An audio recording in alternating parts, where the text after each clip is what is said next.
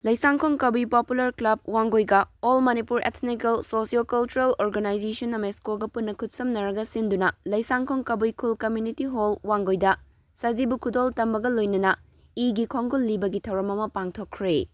Hariba Shajibu Thagi Khudol tamba igi Khong-Gul libagi thauram aduda Chinglemba Wahengbam President Amesco Loitongbam Ibotombi Advisor Amesco Gaithaulung Maringmai Thaubai Leishangkhong Kabi Khul Wanggoi Arsad Basaimayum Convener Maipak Ningthau Amadi Paujulung Gangmai President Leishangkhong Kabi Popular Club na Matang Sitna Chief Guest President Amadi Guest of Honor oina sarukyaki. Thauram aduga mari lainana Amesco gi President Chinglemba Wahengbam na fongdorakhibada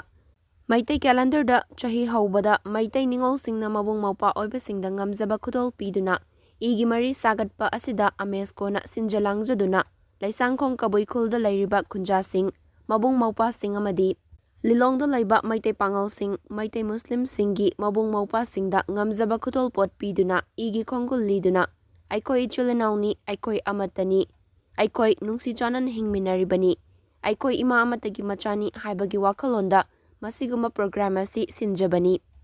Amesco na English dagi leptana chotharakpana ngasi kuntaruk suba oina thauramasi pangthokjaribani. Hariba thauramasi ngasiga chapmanana chatliba chahi asigi haukiba March ki tang kunmathoi English kuntaruk tasu Nagaram Tangkhulgi Community Hall amada khundaminariba community khudingmakka loinana hariba thauramasi pangthokhi.